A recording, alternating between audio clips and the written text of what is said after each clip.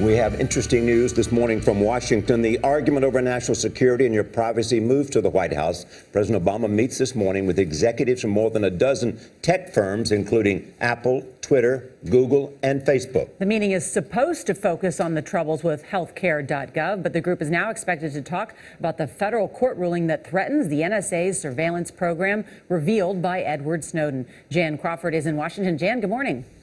Well, good morning, Nora and Charlie. You know, this ruling is the first of its kind. It's the first time a judge has said this program, which collects telephone records from hundreds of millions of people, is probably unconstitutional. And it comes as the Obama administration is reviewing which of these surveillance programs should continue.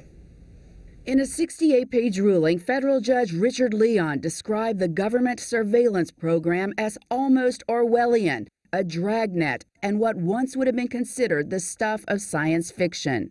He even invoked the Founding Fathers. I have little doubt the author of our Constitution, James Madison, would be aghast. Under the NSA program, the government collects and stores data on hundreds of millions of telephone calls. Not who made the calls or their content, but information like when a call took place and how long it lasted.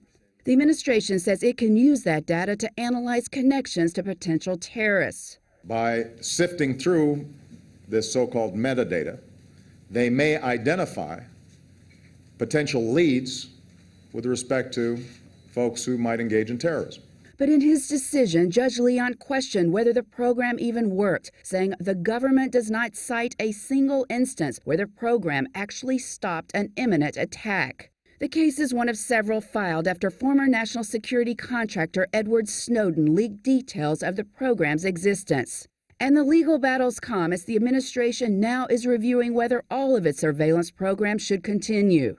Monday's ruling by Judge Leon, who was appointed by George W. Bush, is the first to call the telephone program unconstitutional. 15 other judges on a special court to review classified programs have upheld it on 35 different occasions. This is the beginning of a conversation, but it's not the end of the conversation. Orrin Kerr is a law professor at George Washington University who says the decision likely will be reversed on appeal. I think it's more likely than not that this case will be overturned because this one decision is an outlier relative to the other decisions on this issue. Now, this program is going to continue while it's being appealed. The judge delayed his ruling in light of what he said were national security concerns. But Charlie and Nora, remember, in the meantime, this program is also being reviewed by the Obama administration and is expected to decide in the next month or so whether to continue it in its current form, regardless of what the courts rule, or whether it needs some limits. Jan, thank you. Senior correspondent John Miller is a former deputy director of national intelligence. John, good morning. Good morning. You know the NSA, and you, in fact, did a 60 Minutes piece about them. How will they react to this decision? Well, the first thing they're going to do is look at appealing it. But as Jan pointed out, this could be a moot point. If the presidential panel that was appointed to look at this recommends a policy change that tracks with what the judge is recommending, and what they're talking about is, can the NSA maintain this big data bank with all of the phone records of Americans' calls and search that when they find a terrorist number overseas?